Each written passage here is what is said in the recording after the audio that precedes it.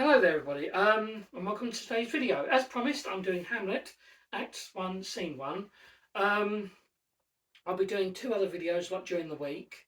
I said I know I said I was going to do them all today, but I couldn't think up of a decent video to do for today, so I'll do the other topic I was going to talk about, whatever I decide to talk about, either tomorrow or Tuesday, and the Sherlock Holmes one I will do on Thursday or Friday.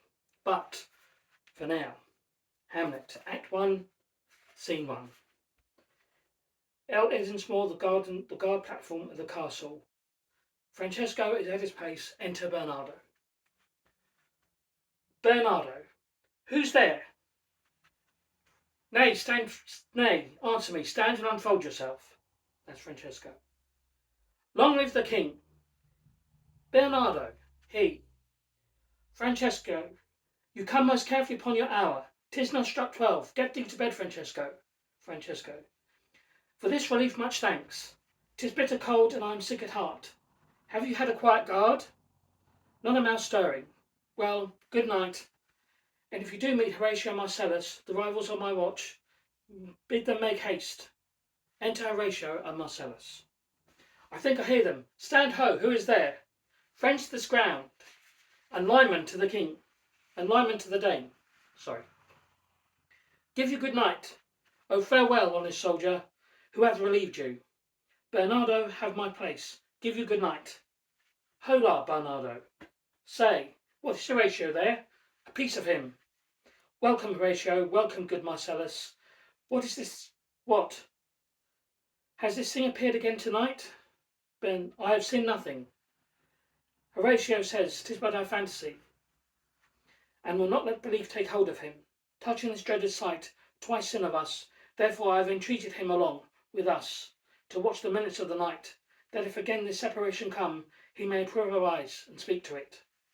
Tush, tush, 'twill not appear. Sit down a while, and let us once again assail your ears, that are so fortified against our story. What we have two nights sin. Well, sit down, and let us hear Bernardo speak of this. Last night of all, when yon some star that westward from the pole had made his course to illuminate that part of heaven, where now it burns, Marcellus and myself, the bell then beating once. Enter a ghost. Peace break thee off. Look where it comes again. In the same figure like in the same figure like the king that's dead. Thou art a scholar. Speak to it, Horatio. Looks are not like the king. Mark it, Horatio. Most like it harrows me with fear and wonder. It will be spoke to. Questioned Horatio. What art thou that surpast this time of night, together with that fair and warlike form, in which the majesty of buried Denmark does sometimes march by heaven? I charge thee, speak. It is offended. See, it stalks away. Speak, stay, speak. Speak, I charge thee, speak. 'Tis gone, and will not answer. How now, Horatio, you tremble and look pale. Is not this something more than fantasy? What think you ought? Before my God, I might not disbelieve, without the sensible and true avouch of my own eyes. Is it not like the king? Art thou to thyself, such as the very armour we had on. Such was the very armour he had on, when he the ambitious Norway combated. So he frowned he once when, in the angry pole, he smote the slated pollux on the ice. He smote the slated pollux on the ice. 'Tis strange. Thus twice before, and jump at this dead hour, with martial stalk have he gone by our watch. In what particular thought to work, I know not, but in the gross and scope of mine opinion, this bodes some strange eruption to our state. Good, now sit down, and tell me he that knows, why the same strict and most observant watch so nightly toils the subject of this land, and why such a daily cast of brazen cannon and foreign for implements of war? Why such impress of shipwrights, whose sore task does not divide the Sunday from the week?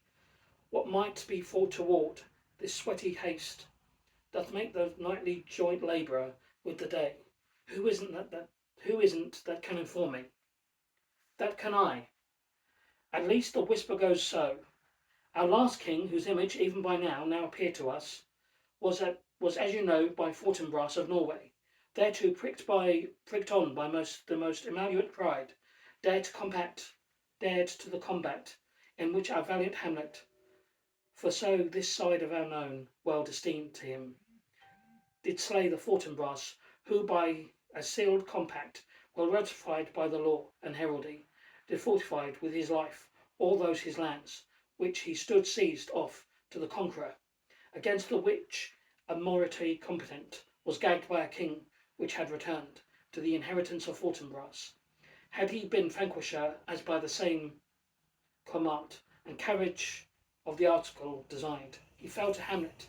Now, sir, young Fortinbras, of unimproved metal, hot and full, had in the skirts of Norway, here and there, sharped up a list of lawless resolutes, for food and diet to some enterprise, that have a stomach in it, which is no other, as it doth well appear unto our state, but to recover of us by strong hand and terms compulsory those foresaid lands, so by his father lost, and this, I take it, is the main motive of our preparations, the source of this watch, and the chief head of this post-haste rummage in the land.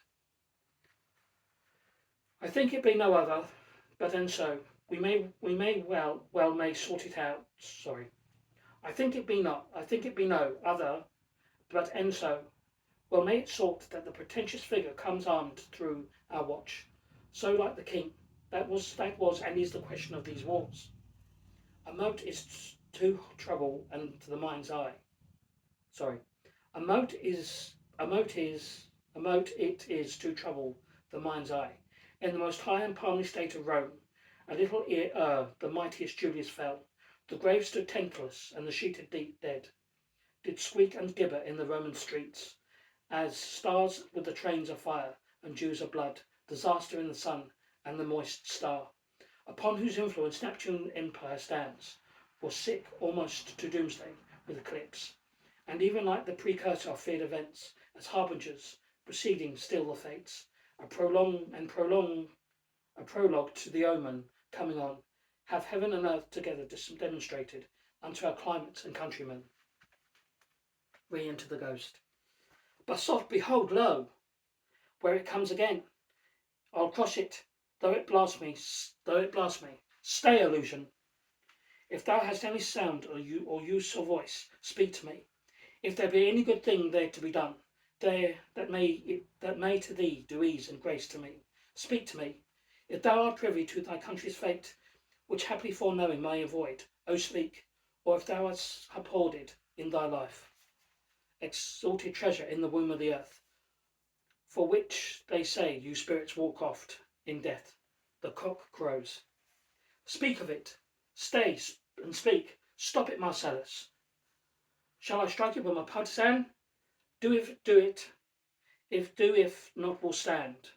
'Tis here, 'tis gone. We do it wrong, being so majestical, to offer it a show of violence, for it is as the air invulnerable, and our vain blows maliciously mockery. It was about to speak when the cock crew, and then it started like a guilty thing.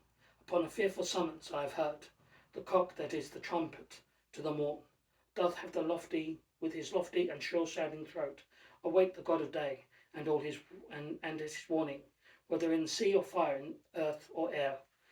The extravagant and erring spirit hears in, to his confine of the truth herein, the present object made probation.